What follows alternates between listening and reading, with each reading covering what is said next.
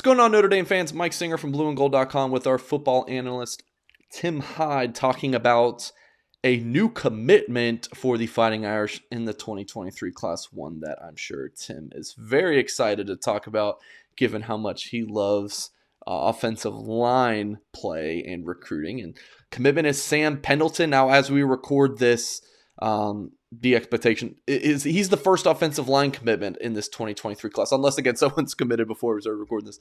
But you look at the On3 consensus ranking, number 353 overall player in the country, number 23 interior offensive lineman. On3 and 24/7 have him ranked as a 3-star. ESPN needs to get their act together and actually rank the young man. Rivals has him as a 4-star at number 239 in the country. So not the most glowing reviews, Tim, of him in a ranking sense, but Harry Heastan wants him, and that's good enough for me, Tim. Is it good enough for you?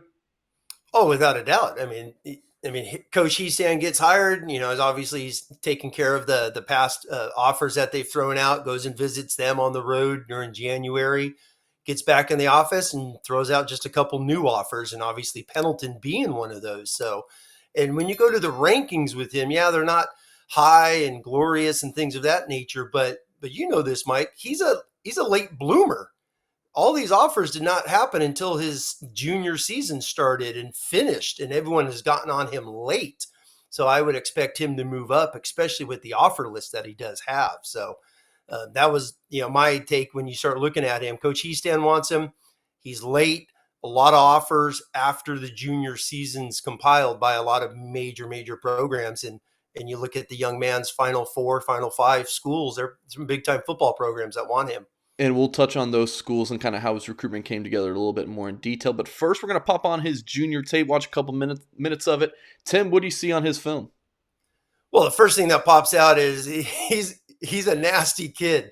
Every single one of these plays is him just road grading someone, even after the whistle, he's getting after it. I love his nastiness. I love the way that he just is physical. He's a bad dude is what he is. He has bad intentions every single snap, which is going to bode well for Coach Heastan, Coach Freeman in the run game, I see.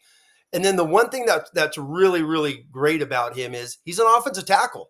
So I know he's being ranked as an interior guy, but all of his film is an offensive tackle, meaning he's got good feet. He's on that island. He's on the edge. He's got to move to play that position, which bodes well for moving inside, which has been a hallmark of Notre Dame offensive line since Coach Heastan's been there. So those are a couple of highlights. I mean, look at that play right there. He's really, really physical. And this play right here, Mike, is my favorite. I just love the outside zone.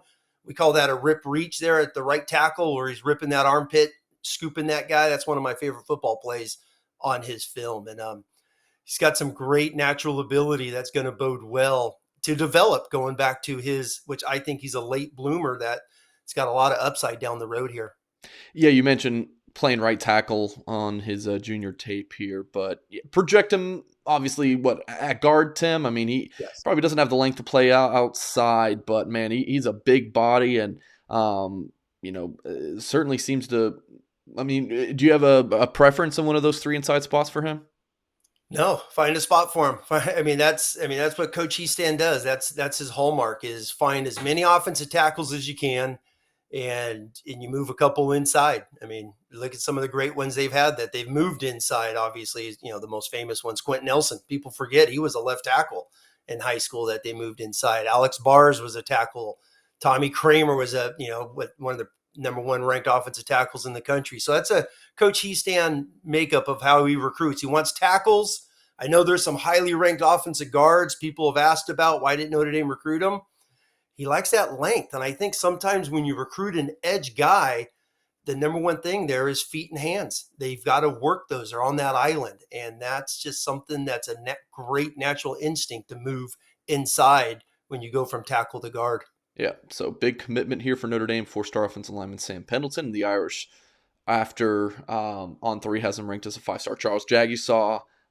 You have Monroe Freeling, who Tim's a huge fan of, Sullivan Absher, a couple of big boys from the South who at least I project as tackles. Tim likes to project a lot of guys as guards.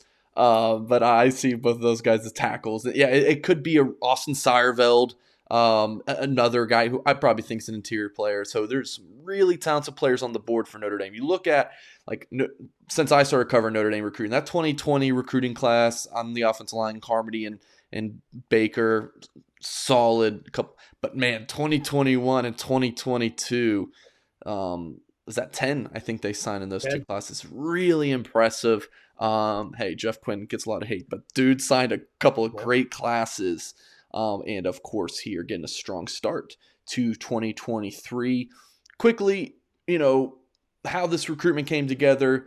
Notre Dame offered Sam Pendleton in the middle of March. I think maybe a week and a half later, he set up a visit to go up to South Bend and visited, was it the weekend of April 9th?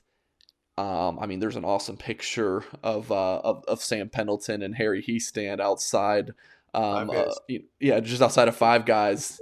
It's pretty cool that Notre Dame. I'm pretty sure about this. Maybe I have a couple of the specifics wrong, but like that's technically a part of Notre Dame's campus. So Notre Dame coaches are allowed to go and eat with them at Five Guys or some of those surrounding restaurants. So that's kind of a cool thing. And obviously not a recruiting violation.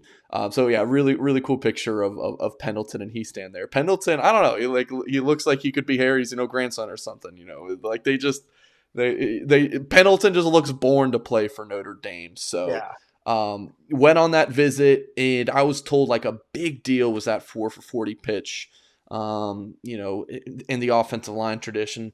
I mean, this Notre Dame staff is very good in recruiting. Harry Heastand, by all accounts, has been busting his tail. And you combine those things with offensive linemen that are often high academic kids, and then the offensive line tradition under Harry Heastand. It's going to be really easy for these guys to recruit offensive linemen, and Pendleton's a good one. Also had offers from Clemson, Michigan, NC State. I would say those were the three biggest contenders for Notre Dame. So solid win for the Irish, beating out those schools, and especially Michigan. I know that's going to be to the liking of Notre Dame fans. Closing thoughts, Tim, on this commitment for Notre Dame and in 2023 offensive line recruiting in general.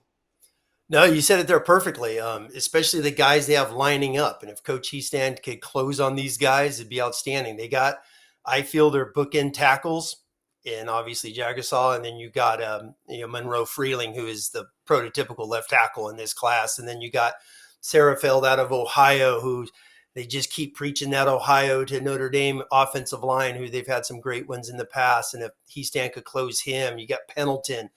That's 4 dudes. And they possibly could find a fifth somewhere in there with some of the guys they're recruiting. So, but if they got those 2 all offensive tackles, 2 inside and 2 of the premier offensive tackles everyone in the country want, in Charles and then Monroe Freeling. So Absher, you like inside? Oh, Absher, I love. I mean, you know that. I've been on the message board. Sullivan Absher is one of my favorite football players. Just everyone watch his film. He's awesome. But if they had those 5. That's got to be one of the premier offensive line classes in the country, you would feel. Back, and that would be like 3 straight years of that. 20 with Blake Fisher and this guy named Joe Alt. He's turned out pretty well. And then this last class with Emil Wagner and some of these boys, Joey Tanona, and impressive offensive line recruiting. Make sure you guys hit the thumbs up on this video. Subscribe to our YouTube channel if you haven't done yet. And go to blueandgold.com. $1 for 1 year of premium access. Appreciate you guys, and we'll catch you next time.